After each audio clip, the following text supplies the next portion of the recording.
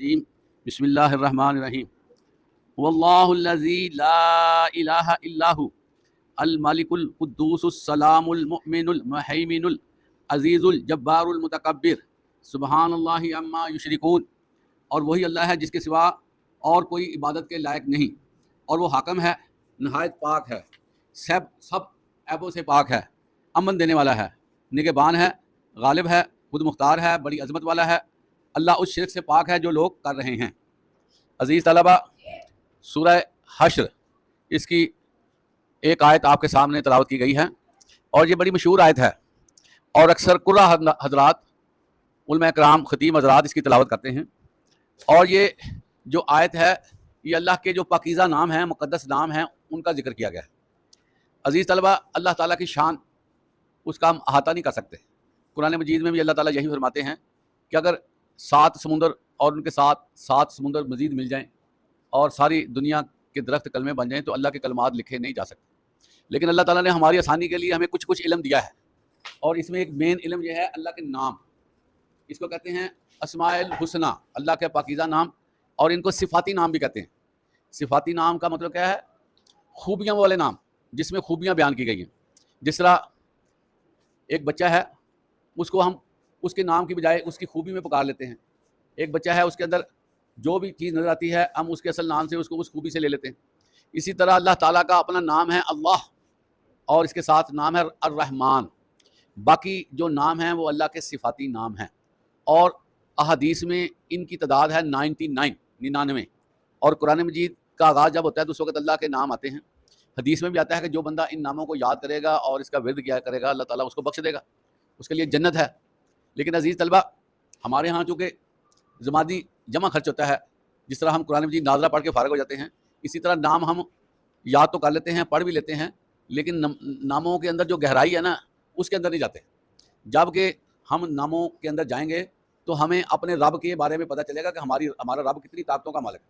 اصل میں یہ جو نام ہوتے ہیں نا، یہ طاقتوں کو ظاہر کرتے ہیں، یہ اللہ کی ربوبیت کو ظاہر کرتے ہیں، اللہ تعالیٰ کی قدرتوں کو ظاہر کرتے ہیں، اللہ تعالیٰ کی جو اپنی وسعت ہے اس کو ظاہر کرتے ہیں۔ اس لیے ان ناموں کا ہمیں ترجمہ آنا چاہیے، ہمیں پتہ ہونا چاہیے یہ جو نام بولا جا رہا ہے اس کے کیا میننگ ہیں، اور یہ نام اللہ کا کیوں کر ہے۔ تو بڑے بڑے اللہ کے نام ہیں جن کو ہم نے 1 بائی 1 دیکھ رہے ہیں، جو ابھی ہم نے پڑھے ہیں، تاکہ ہمیں پتہ چلے کہ اس میں کیا خوبیاں ہیں۔ صفاتی نام کا مطلب خوبیوں والے نام، تو خوبیاں کیا کیا ہیں یہ ہم دیکھتے ہیں۔ اللہ تعالیٰ خود فرماتے ہیں وہی اللہ ہے جس کے سوا اور کوئی عبادت کے لائق نہیں ہے۔ پہلی تو بات اللہ تعالیٰ نے یہ ڈکلیئر کر دی ہے کہ عبادت جو ہے صرف اللہ کی ہو سکتی ہے۔ عزیز طلبہ، عبادت سے کیا مراد ہے؟ عبادت اسے کہتے ہیں کہ ہم اپنے سارے معاملات اللہ کی سپرد کر دیں۔ فار ایگزامپل، ہمیں تکلیف ہے، ہم اللہ کو پکاریں، ہمیں بھوک ہے، ہم اللہ کو پکاریں، ہمیں رہنے کے لیے چیز چاہیے، ہم اللہ کو پکاریں، ہمیں اولاد کی ضرورت ہے، ہم اللہ کو پکاریں، ہمیں کوئی خوف ہے، ہم اللہ کو پکاریں۔ ہماری جتنی حاجات ہیں نا عزیز طلبہ، وہ اللہ کے ساتھ ہونی چاہیے، اسی کو عبادت کہتے ہیں۔ فار ایگزامپل، ہم سمجھتے ہیں ہمارے پاس وسائل نہیں ہیں، تو ہمیں یہ یقین ہونا چاہیے کہ اگر اچانک کو وسائل مل سکتے ہیں تو اللہ کے در سے مل سکتے ہیں، اور کسی سے نہیں ملنا۔ اور ہمارا یہ بھی ذہن ہونا چاہیے کہ صرف اللہ ہی بے نیاز ہے، اور سب اس کے منگتے ہیں، اس کے مانگنے والے۔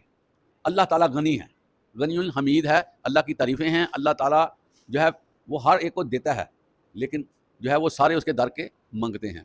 تو ہمارا ادب سے کھڑا ہونا، جس طرح ہم قیام کرتے ہیں، ہمارا رکوع میں جانا، جس طرح ہم رکوع کرتے ہیں، ہمارا سجدہ کرنا، ہمارا دعائیں کرنا، ہمارا پکارنا رات کے اندھیرے میں، صبح، یہ کس کے لیے؟ اللہ کے لیے۔ یہ کس کے لیے؟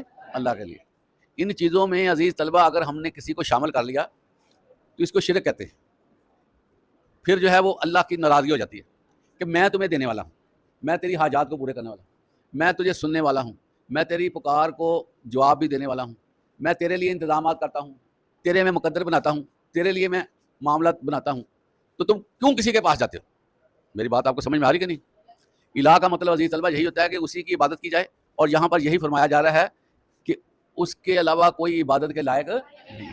اب آپ سمجھیں گے ساری بات کہ اللہ کے علاوہ کسی کی کسی طرح عبادت نہیں ہو سکتی۔ عبادت کا مفہوم دوبارہ سے سن لیں کہ سارے معاملات اللہ کی سپرد کرنا، ان معاملات میں سے تھوڑا سا حصہ بھی کسی اور کو دے دیا، یہ شرک بن جائے گا۔ سمجھ آ گئی بات آپ کو؟ اس کے بعد ہم بات کرتے ہیں اسماء حسنہ۔ اس میں اللہ تعالیٰ نے جو پہلا اپنا نام ظاہر کیا ہے المالک، مالک. مالک کا مطلب کیا ہے؟ حاکم. جو ہم پہ حکم کرنے والا اس کو مالک کہا جاتا ہے. اور اللہ کی ذات ہی ہے جو ہم پہ حاکم ہے. اللہ کی ذات ہی ہے جس کے قانون جو بنے اس پہ ہم نے چلنا ہے. اللہ کی ذات ہی ہے جو ہمیں سارے معاملات چلانے کا حکم دیتا ہے. کسی اور کا حکم اس میں نہیں ہو سکتا. المالک وہ حاکم ہے. اس کے بعد ہے القدوس، اس کا مطلب ہے نہایت پاک. اللہ ہی پاک ہے، اللہ ہی. سبحان اللہ کا مطلب عزیز طلبہ یہی ہے کہ اللہ تعالیٰ ہر عیب سے، عیب کہتے ہیں کمزوری کو، عیب کسے کہتے ہیں؟ کمزوری. تو ساری کائنات کی ساری مخلوقیں کمزور ہیں. ان کو نیند بھی آتی ہے، ان کو بھوک بھی لگتی ہے، وہ کسی کے حوالے سے ان کو ضرورت بھی ہوتی ہے. تو ہر بندہ، ہر ذی روح کسی نہ کسی طریقے سے محتاج ہے. اور اللہ تعالیٰ کی ذات ہے جو کوئی عیب نہیں رکھتی، اس کو کوئی محتاجی نہیں ہے، اس کو کوئی حاجت نہیں ہے. وہ سب کی حاجات پوری کرنے والا ہے، اس کو اپنی حاجت نہیں ہے. تو اس کے بعد اللہ تعالیٰ فرماتے ہیں المحیم. المحین سب عیبوں سے پاک، امن دینے والا. المؤمن المحین سب عیبوں سے پاک، امن دینے والا. نگہبان، اس کا مطلب کیا ہے؟ امن کون دیتا ہے؟ اللہ تعالیٰ. اللہ نہ کرے اگر کوئی چھوٹی سی بات ہو جاتی ہے، پیٹ میں درد ہو جاتی ہے، کوئی طوفان آ جاتا ہے، جس طرح آج کل ہمارے جو بلوچستان ہے اور اسی طرح KPK میں یہ سیلاب کی کیفیت پیدا ہوئی ہے، تو یہ اللہ کی طرف سے چیزیں نظر آتی ہیں. اور گھروں سے بے گھر کا ہو جاتا ہے بندہ، مکان ٹوٹ جاتے ہیں، راستے ختم ہو جاتے ہیں. تو یہ ساری چیزیں کیا ہیں؟ یہ اللہ کے ہاتھ میں امن دینے والا. اور اسی طرح نگہبان ہے. نگہبان کا مطلب کہ ہمیں واچ کر رہا ہے، ہمیں واچ کر رہا ہے، اور ہر وقت ہمیں وہ واچ کرتا رہتا ہے. اللہ تعالیٰ فرماتے ہیں کہ درخت سے زمین پر گرنے والا کوئی ایسا پتہ نہیں ہے جس کا مجھے علم نہ ہو. اس سے آپ اندازہ کریں کہ نگہبانی کتنی زیادہ ہے.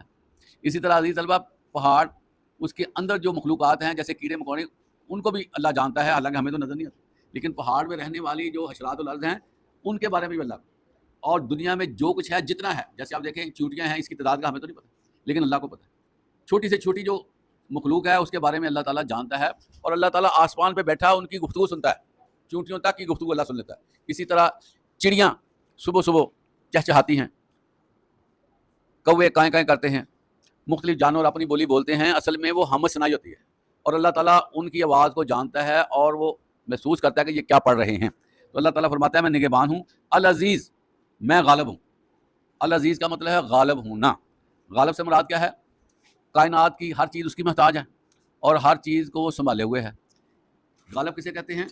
کہ قیامت آئے گی عزیز طلبہ، اس میں جو بھی کائنات میں چیز بنی ہوگی، جیسے بڑے بڑے آسمان ہیں، زمین ہیں، فرشتے ہیں، حضرت جبرائیل علیہ السلام ہے، اور فرشتے ہیں اور مخلوقات ہیں، اللہ تعالیٰ کے حکم سے قیامت کے دن ان سب نے ختم ہو جانا ہے. ان سب نے ختم ہو جانا ہے. اور للہ واحد القہار، صرف اللہ ہی ہوگا جو واحد قہار ہے، وہی ہوگا. اس کے علاوہ کوئی کائنات میں ہونا ہی نہیں. پھر اللہ کے حکم سے سارا کچھ پیدا ہونا ہے. اس لیے اس کو کہتے ہیں غالب ہونا. وہ اتنا غالب ہے، اتنا غالب ہے کہ اس کو کسی فرشتے کی ضرورت بھی نہیں ہے. اس نے سارا کچھ ایک دفعہ ملیا میٹ کر کے نا، پھر خود کہنا کہ دیکھ لو مجھے کسی چیز کی ضرورت نہیں. پھر اس کے حکم سے دوبارہ سے ساری چیزیں بننی ہیں. اس کے بعد ہے الجبار، خود مختار، خود فیصلے کرنے والا. اللہ کسی کا محتاج نہیں ہے. ہمارے ہاں ایک ٹرینڈ بنا ہوا ہے کہ ہم سمجھتے ہیں کہ جس طرح اللہ تعالیٰ جو ہے وہ کسی کے واسطے کو سنتا ہے، کسی کو کہنے کو مانتا ہے. اللہ تعالیٰ فرماتے ہیں میں برائے راست سننے والا ہوں، اور جو بھی ادعونی استجب لکم، مجھے پکارتا ہے میں اس کی پکار سکتا ہوں. قرآن مجید میں جتنی بھی دعائیں آئے ہیں عزیز طلبہ وہ ساری ڈائریکٹ ہیں، وہ ساری ڈائریکٹ ہیں. ربنا آتینا، ربنا ظلمنا، اس کے علاوہ بھی جتنی دعائیں ہیں وہ ساری ڈائریکٹ ہیں. اللہ کہتا ہے میں سب کی ڈائریکٹ سنتا ہوں اور خود مختار ہوں. میری مختاری میں کوئی بھی بندہ حائل نہیں ہے.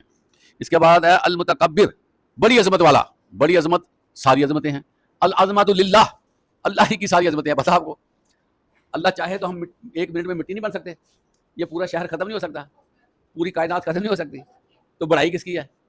اللہ اکبر کا مطلب ہے کہ یا اللہ تو ہی بڑا ہے، یا اللہ تو ہی بڑا ہے. ہماری کیا حقیقت ہے؟ اس لیے ہر نماز میں اس چیز کا اقرار کیا جاتا ہے کہ یا اللہ تو ہی بڑا ہے، یا اللہ تو ہی بڑا ہے. ہماری کیا حقیقت ہے بتائیں؟ ایک منٹ میں ہم ردی بن جائیں گے، ایک منٹ میں ہم ویسٹ مٹیریل بن جائیں گے. ہم کیا حقیقت آتے ہیں؟ اب دیکھیں عزیز طلبہ، ہمارا دماغ کام کر رہا ہے. اگر اللہ کو منظور نہ ہو تو معمولی سی دماغی تبدیلی ہے نا، ہم کہتے ہیں اس کو اٹھا کے باہر لے جاؤ، یار اس کا دماغ صحیح نہیں کام کر رہا، یہ جو ہے نا اس کا دماغ ہل گیا ہے، یہ پاگلوں جیسی باتیں کرنے لگ گیا، اس کو اٹھاتے نہیں. یہ اللہ کی توفیق سے ہمارے نا دماغ کا نظام چل رہا ہے. تو اللہ تعالیٰ جو ہے ہر چیز دکھاتے ہیں. ہمارے زندگی میں ہمیں ایسے لوگ بھی ملتے ہیں جو مینٹل ہو چکے ہوتے ہیں. اس کا مطلب کیا ہے؟ المتکبر، بڑائی اسی کی ہے. اس لیے کہا جاتا ہے اللہ اکبر کہو، اللہ اکبر کہو. سیڑھیاں جب چڑھتے ہیں تو اس وقت بھی اللہ اکبر کہیں تاکہ ہم کہ پتہ چلے کہ بڑائی تو اللہ کی ہے، عظمت تو اللہ کی ہے، سارے معاملات اللہ کی طرف ہمارے جانے ہیں. تو اس لفظ سے مراد ہے بڑائی والا، عظمت والا. اور اللہ تعالیٰ کے تکبر کے بارے میں، بڑائی کے بارے میں حدیث قدسی ہے. آپ صلی اللہ علیہ وسلم نے فرمایا کہ اللہ فرماتے ہیں کہ تکبر میری چادر ہے، تکبر میری چادر ہے، اور جو میری چادر کو لینے کی کوشش کرے گا میں اس کو برباد کر دوں گا. میں اس کو، بعض کا لوگ جو سینہ چوڑا کرتے ہیں، بعض لوگ جو ہیں وہ اپنی چال میں تکبر پیدا کر لیتے ہیں، بعض لوگ اپنی گفتگو میں تکبر پیدا کرتے ہیں، اوئے میں یہ میں فلاں، ایسے کرتے ہیں.